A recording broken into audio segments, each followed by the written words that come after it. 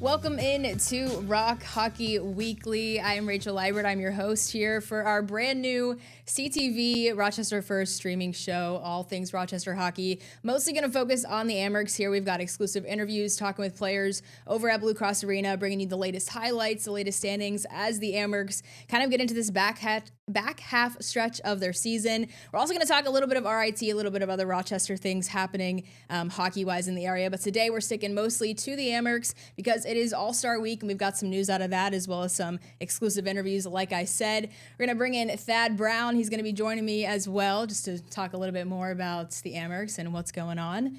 Thad, how excited are you to talk hockey with me? I'm fired up for the show. I'm not going to lie. This is a cool show. I'm excited to do it. I know Amherst fans are all over Western New York. With the Sabres playing so bad the last few years, the Amherst have been like the only thing that people get excited about because they're the team that makes the playoffs. Regardless, this has always been a team that, especially in the springtime, can easily rally the city when they're successful. So to have a vehicle here to talk about them, weekly for a while, to kind of get in depth on different things, who's playing well, stuff like that, I think this will be a fun show. Yeah, for sure. I know last year when I covered the Amherst, through their playoffs and was going to Blue Cross Arena a lot, it really showed me how much of Rochester really rallies behind this team. And this is fun. I mean, I've been around them a little bit now and getting to talk to the players, getting to know them a little bit more. It's been a lot of fun. So I'm excited too. We've got some really cool graphics up in here too. Yes. So that makes it exciting. But yeah, we're going to get into the news of the week. Like I said, it is AHL All-Star Week. So the North Division All-Stars, 3 Amherst representing them: Consta Helenius, Zach Jones, and Isak Urzayan, who also happen to be the top 3 guys in points for the Amherst. So pretty fitting that they are the All-Stars for them.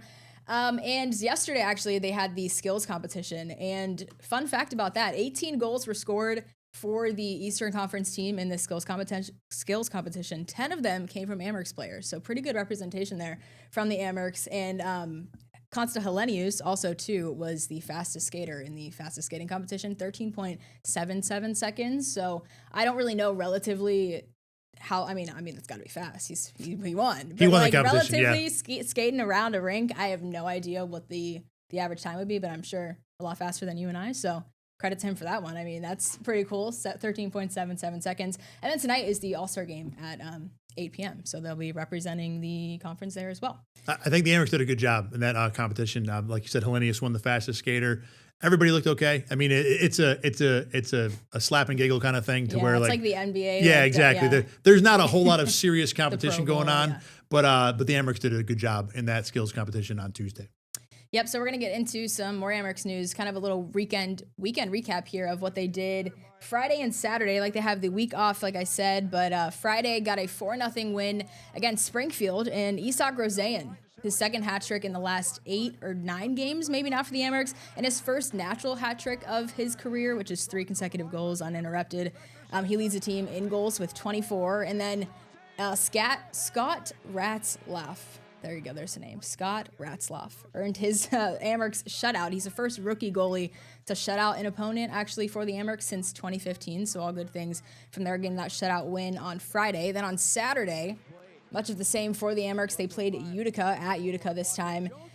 Zach Jones made it 2-0. There's a goal there from him. That's his 5th goal over the last 8 games. Carson Meyer added right onto that, 3-0, and then another Consta Helenius goal we got from him, 4-0 or 4-1 in the 3rd.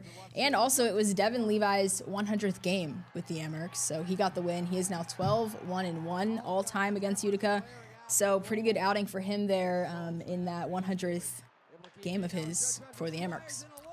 Kind of a weekend off almost. Springfield is second last in the what division? The Atlantic Division, so the other Eastern Conference division. Utica is last in the North. So those are 2 games where the Amherst want to get 4 points out of. And looking dominant in both, I think, is the thing you take out of that. Urzayan is just stupid good. He's probably too good to be playing at the AHL level right now, but there's not any space for him up in Buffalo because they're playing so well too. But in terms of what the Amherst need to do, and we were talking about this in the office this week as we're getting ready for this show, this is not a team that's been able to put together much momentum. They've had 1 3-game winning streak all season long. It was back in October. So to be able to go into the All-Star break with 2 dominant, impressive, convincing wins. And then they got 2 more. We're going to talk about the schedule later. They play Utica again this weekend. So you've got an opportunity to make up some ground if you're the Amerks, who are currently in 5th place in the North Division. Yeah, the Amerks, they've only won 4, I think, of their last 10 games. But like you said, and we talked about this yesterday, it's not like they're doing bad. Right. They're not particularly doing maybe as well as people expect them coming off of last season.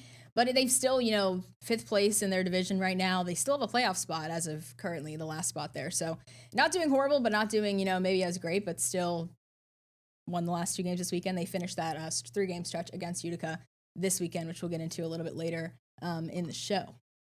All right, so as I said, we've got a lot of exclusive interviews with some players here, and one of those, Trevor Kuntar, I got to talk to him a little while ago. He is a Buffalo native. He's coming to the Amerks for the first time this year. He's been in the AHL for the past 3 seasons and kind of has been seeing this as a fresh start. He told me, maybe I wasn't as appreciated where I've been, but now I have this new start in Rochester, a place that feels home. It's closer to home. And so I got to talk to him and sit down, and he kind of, gave me the rundown of this season and just what he's willing to do and what he's going to do for this team.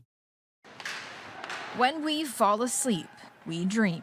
But sometimes those dreams come true when you wake up. It still doesn't really feel real. In December of last year, Amerks forward Trevor Kuntar woke up from a pregame nap to find out he was making his NHL debut with the Sabres. My agent called me, and he just told me, and then the coaches called me and kind of told me, and I had to get in a car service to Toronto and then get on a flight over, so it all happened really fast. Kuntar inked a 2-way NHL contract for the remainder of the season. He said he's envisioned the call-up since arriving in Rochester last summer, but the journey wasn't always easy. There were some days that were pretty dark. It was tough, especially last year was really hard for me.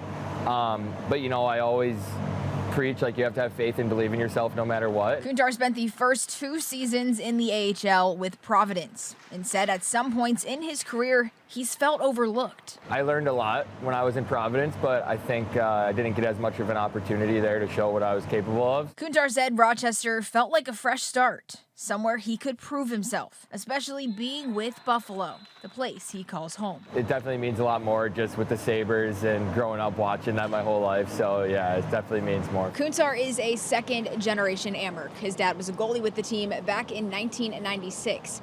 Well, I asked him if his dad had any words of advice as he came to Rochester, and while he said his dad's stint was short here, he did share some advice that he can take with him through his entire professional career. He always just preaches being a good person and being the hardest worker on the ice. So I think if you can do those 2 things, success will find you. I think sticking with that foundation has really helped me. Kuntar has excelled on the ice this season as one of the Amerks' top goal scorers, and now is using his taste of the NHL as motivation for the rest of his season in Rochester. I want to make that taste an everyday reality, so I think it's just staying hungry and learning from when I was up there. Kuntar also finds motivation in those who doubted him along the way, saying it lights a fire to prove the people who did believe in him right and prove those who didn't wrong. It was a fun conversation I got to have with him over at at Blue Cross Arena. I actually, he played for the Youngstown Phantoms, which is my hometown. So I got to ask him a little bit about that as well, and asked him what it's like being in Youngstown. And he was like, "Oh, I loved it." He was there for a while actually. I think when he was in high school. So I don't even know how schooling would work in that situation. But I got to talk to him a little bit about my hometown, and that was a cool part of that. So yeah, good stuff coming from Trevor Kuntar. He's also doing really well this season. Like I said, I think he's second in goals as of right now on the team, second to Roseanne. All right, we are going to get into some coaches' sounds. Head coach Michael Leone, his second year with the team, and he's talking about going into break, just what this team has been looking forward to, what this team has been doing, and something that really stuck out to me. He had a soundbite the other day of, this team is doing well, but they're maybe not doing everything they're supposed to be doing. So we will play that now, and we'll let you listen. The process has been really good. We just haven't scored. You look at now, this is 9 games. We've given up it's either 18 or 19 goals in 9 games. If you do that, you're going to win a lot of games. And I remember I talked to you before about getting our goals against now. After tonight, we're under 3 now. The guys are doing a lot of really good things. It's good to see them get rewarded for playing the right way. So the question I have for you, Thad, is, we talked on our BKL podcast, is defense going to win games? So is the defense here enough? Is this kind of, we're not scoring as much as we want to, but we're still winning games? Is this sustainable as the Amherst kind of get into this back half of the season and into the postseason? You look at this team, and I think the number one line is probably as good as anybody in the AHL has between Roseanne and Helenius and their ability to just create. And then Zach Jones is one of the most productive defensemen in the AHL. So you've got three kind of elite goal scorers, elite production guys off the top. I think, to me, the thing that's going to decide how far the Amherst team goes is what the next six guys do, what the next two lines do. And the Kuntars and the Fiddler Schultzes of the world, those guys can play, and they've been okay. But when we get to the postseason, can the Amherst depend on second and third line scoring? Because I don't know. Now you look at Devin Levi, and that guy is capable of going on a run that can move any team through playoff rounds. But I don't know if you want to hope that the Amherst formula is going to be Roseanne scoring twice and Levi not allowing more than one. That feels like too tough an ask. So what can the Amherst get from their second and third lines, I think, is a big thing I'd want to be watching the last couple months of this season. The biggest thing for me, I think I agree with everything you just said. I think, too, this could be sustainable in regular season success. But as we saw last year, the Amherst, they swept Syracuse in their first round of the playoffs. But then they got to Laval, and Laval's a team that was putting up 5 goals, 4 goals, and then 5 goals in those 3 wins that they beat the Amherst. So I think this is, it's been working for the Amherst so far, yes and no. But I think once you hit the postseason and you get past that first round and you get to these bigger teams, I don't see this being sustainable. But defense wins games. Devin Levi, if he's on, then that's, going to help them win. So I don't think this is completely a place of concern of, they can't score and this is a problem. But I do think maybe down the line, this might not be as sustainable as it is right now. Like we said, they're playing some of the worst teams in the league right now. So this is not the competition you're going to see in April and May. No. Well, one of those guys that is scoring a lot is Isak Roseanne, and Michael Leone has a lot of good things to say about him as well. We'll get into a little soundbite here on his, star player here who's been caught up to the Sabres many times this year, finds his way back to Rochester, and has really helped this team. Everything starts with Rosie skating, and he's his best version of himself, his competitiveness. Like I thought the goals are outstanding. It helps the team, but he was on top of the puck. He was skating. Rosie's games is, like I said a few weeks ago, he's played. This is the best I've seen him play since I've coached him. And he's just, I like his game right now a lot. Even faceoffs, holding up on faceoffs, those things matter, big time. So we talked about this team isn't scoring a lot, but Isak Roseanne is scoring. So is he the key to this team's success, regular season, postseason? Thad, what do you think? I don't know about the key. He's certainly going to be the catalyst, though. The things he's doing right now, he had a shot a few games ago where it was a bad angle and he's up against the boards and still picked the lower corner. And now, look, some of it, I know there's a lot of skill involved there. There are times where I think you get a little puck luck and the puck ends up in the right spot. Regardless, to me, it was an example of just how ridiculous he's playing right now. And I do, unlike other sports, this isn't basketball where you can rely on a high score or football where your quarterback can dominate everything. I don't think one big-time scorer can carry you deep into a playoff. But it sure is nice to have because the way he's playing right now can get you out of a lot of jams when you throw that first line on the ice. Yeah, I like the word catalyst. This is a guy in just 30 games, because like I said, he's been called up to the Sabres. I think he's played 15 or 16 games for the Sabres this year. 30 games, he has 24 goals. That's a crazy number. And that's 12 more than the person that's second on the team. I think it is Kuntar. And Kuntar's played 40-some games because he's only been called up once. So 24 goals in 30 games, that's a game-changing stat to me. But I do think, looking at other guys, Devin Levi being one of them, he could also be a major key to this team's success. Zach Jones, he's defenseman, but he's second in the league, I think, in assists. He's doing things that maybe people aren't seeing these goals, but he's adding so much to this team. So I think Roseanne has to be on for this team to be successful, but maybe not the only key to the success with this team. All right, we've got one more soundbite from Michael Leone. As I said, Roseanne's been called up to the Sabres a lot, so have a lot of other guys. And he talked about how that NHL experience has helped his team, helped the locker room, and just, been kind of a motivation, kind of making an impact for what the Amherst can do, kind of piggybacking off of the Sabres' success this season. With how the team's playing up there, being around winning at the highest level at the NHL and having an impact. Rosie's done a great job. I think he's played 15 games. Helly's done a really good job up there. And it's one thing when you go up and play, but they've had an impact on winning at the NHL level. You learn what it takes to win at the level and the demands of how you have to play. And I thought, like I said, I think it's really good for those guys. I think when you're around winning and you understand what it looks like at the highest level and what it takes, goes a long way with development for players.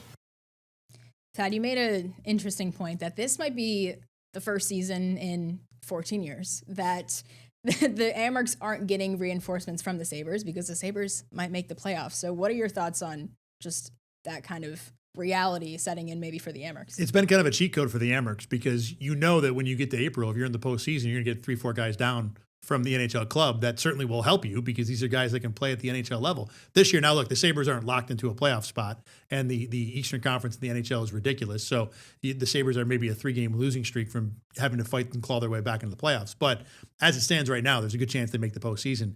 So that means the Amherst aren't going to get that free batch of 2 forwards and a defenseman or some depth that really could carry you, especially early in a playoff round. So it doesn't mean the Amherst can't do anything. There are other teams that have the same problem, but it has been an advantage the Amherst have been able to employ the last 2-3 years when they've been a little bit better. Remember, it wasn't too long ago the Amherst couldn't get anything done in the playoffs either. This whole organization was terrible top to bottom. Well, last 2-3 years, the Amherst have been better. Maybe not a coincidence now. The Sabres have improved too, but either way, this will be likely a different postseason approach for the Amherst when we get to April. Yeah, I like the point that you make that the Amherst have typically been better than they are when the Sabres are doing worse and they do get those reinforcements. And now the Amherst are 5th seed, still fighting for that playoff spot. I mean, the teams below them are pretty far below them.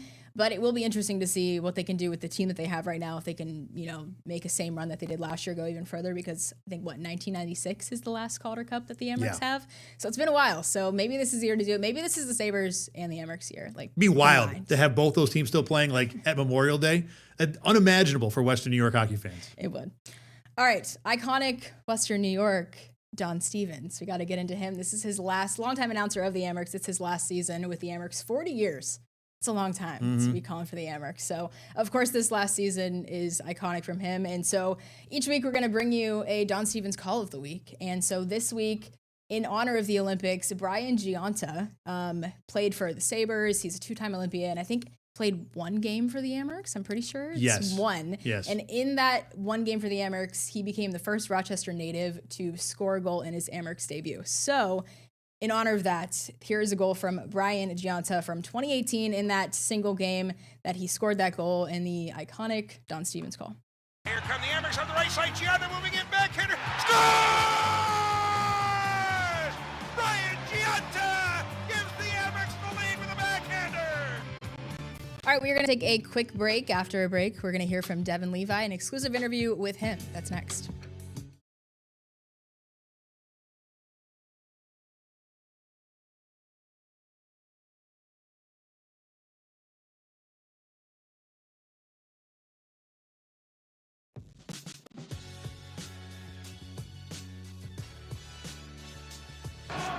Welcome back. It is now time for our segment, Breaking the Ice. And today we're breaking the ice with Devin Levi, Amherst goalie. Devin, how are you today? I'm doing well, thanks. How about you? Thank you. I'm good. Thanks for joining us. So we're just going to ask you a few questions, kind of get to know you a little bit outside of being a hockey player, a little bit of hockey stuff as well. But we'll get right into it. I know that you are obviously from Canada, but you've been in the U.S. because of your professional career. Just tell me what that transition has been like and just being in the U.S. as opposed to maybe some things that you were doing in Canada. Yeah, I'd say it's pretty similar. Living in a hockey rink my whole life, so I spend most of my time here. There's obviously Rochester's a great city. There's so many great things to do here. So many cute coffee shops and places to go eat. So my teammates and I would go exploring. What's your favorite coffee shop in Rochester? I really like Pearson's. Okay. Yeah, I'm actually going tomorrow. The tiramisu latte? I haven't. I heard it's good. Okay, you have to try that. Okay. That would be the next one. Like they put the stuff on the top, yeah. Oh, really? Yeah, okay, cool. What about any other Rochester? You have to recommend a Rochester place to somebody who's out of town. What is your go-to restaurant? Where are you bringing them?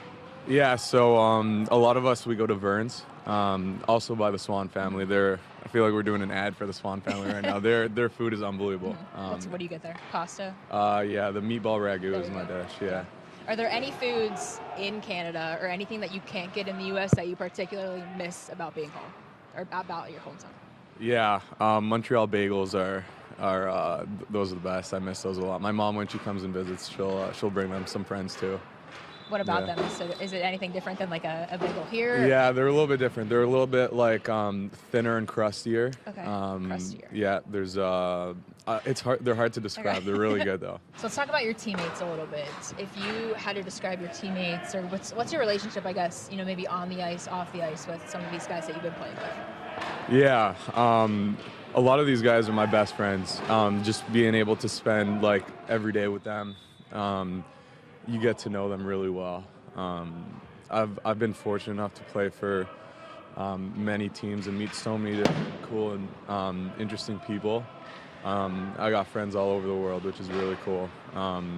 It's one of the best parts about being a hockey player is being able to travel and be able to be on different teams and meet different characters. And we have a great team here. There's so many great guys. A lot of which I'll be in touch probably for a long, long time. So let's talk. We're going to do some superlatives for your teammates. So I'm going to ask you who best fits this. So who is your funniest teammate? Who do I want to give this to? Trevor Kuntar is my funniest teammate. Is there a reason why? He's just so like naturally himself. There's always that one guy that makes all like the slang words and like all the little funny like sayings, and that's our guy. Who would you say is your best dressed teammate? I'll give it to Graham Slaggert. Slags. He's well dressed. You're laughing. Is there a reason? Yeah, well, because me and him go at it a little bit. Like we'll chirp we'll chirp each other's style a little bit. Like we both enjoy style, and it's a great relationship with him. But yeah, he's don't tell him. I hope he doesn't see this, honestly. But yeah, I think he's best dressed. When you guys do your like walkouts through the tunnel, is that like how much planning goes into your outfits that you guys are like walking in these photos and these photo ops that you guys do? Honestly, I pick my outfit right before I get to the game. Like I wake up from my nap and I try to put something together. But it's one of my favorite parts of game day, like putting together an interesting outfit, like something I haven't worn yet, like put a few pieces together, mix and match. So I do enjoy that. So then the last question, if any of your teammates were to go viral on social media, we know you have a little bit, but outside of that, what teammate do you think would have anything go viral, maybe on TikTok, on Instagram, whatever? I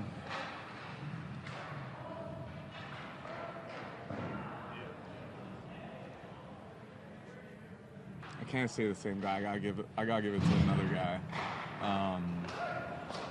I don't think we have many TikTokers on the team, honestly. Not many like influencer guys, but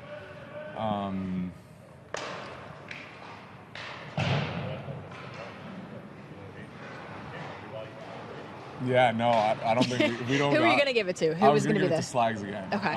He's got a dog that him and his wife post, and I think they have gone viral. With a dog? Yeah. Do you have any pets here? I don't. No. No, I live alone, so it'd be hard to take another time. Yeah, that makes sense. Yeah. Okay, so speaking of going viral, we'll touch on this a little bit. You had your little moment of Rochester resident Devin Levi. Just tell me, briefly your side of that story. How did that even? Did you approach our reporter? Did he approach you? Just kind of tell me what happened there. Yeah. So it was right outside my place. I was in the middle of my walk, and it was a blizzard out. Like it was hard to see. But I go on a walk every single day. I'm intentional about getting some fresh air. So I was like, I gotta get out here. I gotta get out in this weather. And I get outside, I see a guy with a camera. Like, oh my God, what's this guy doing out here? So are you like a news station? So or you something? Approached him. Yeah, I was just curious. I was like, what's this guy like? Because there was no one else outside other than me and like two other people at the house next door. And I was just curious, and he's like, yeah, like I'm with the news. You want to do an interview? I was like, yeah, sure. It was a cool moment for me. I enjoyed just being like, more than a hockey player, like resident of Rochester and being able to talk about the weather, talk to my neighbors. It was a cool moment. I really enjoyed it. I honestly didn't think it was gonna go viral. I told my mom to try to find the clip at night because he told me it was gonna air at 6 p.m. I was like, Mom, you gotta find it. It was so cool. And then she found it pretty easily. So I did not expect that, but it was cool. It was a cool moment. Who was the first one to tell you that this was kind of going viral? Was it your mom or was it someone else? I woke up in the morning and I had 100 text messages of just the video being sent to me. I thought it was funny. I am a Rochester resident, so it was funny that it went viral.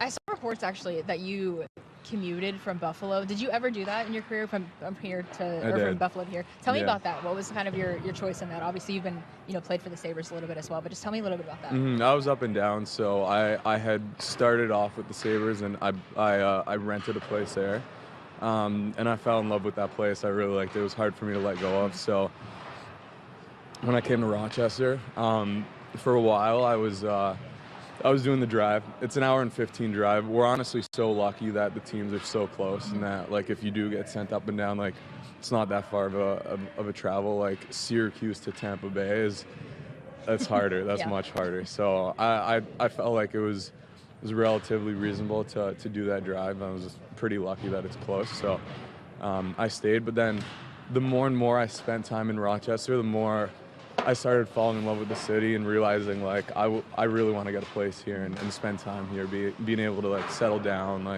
make it home. All right, we'll have part 2 of that interview next week on ROC Hockey Weekly. But before we go, we got to get into our standings pretty quickly here. The North Division standings, Laval is at the top. Rochester is number 5.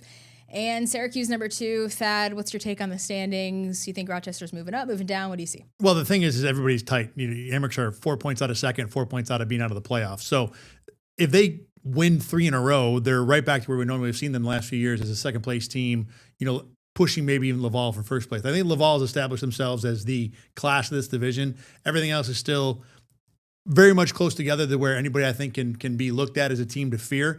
The concern is that the Amherst only 4 points in a playoff spot right now. There is still work to do to make the postseason. And ahead this week, Amherst will take on the team last place in the North Division, Utica. They got them on Saturday at 6 and Sunday at 3:05. Amherst lead the series 4-2-1 this year. They've won 17 of the last 20 games on the road against the Comets. So this one's on the road as well. We'll see if they can add that 17, make it an 18 this weekend. All right, that is going to wrap up our first ROC Hockey Weekly. Thank you so much for joining us here on a Wednesday. We'll catch you back here next week. For Thad Brown, I'm Rachel Liebert. We'll see you then. Get the Rochester First streaming app today for everything you love from News 8 On Demand, plus exclusive shows you won't see anywhere else. Search ROC and download for free on Roku, Amazon Fire, and Apple TV.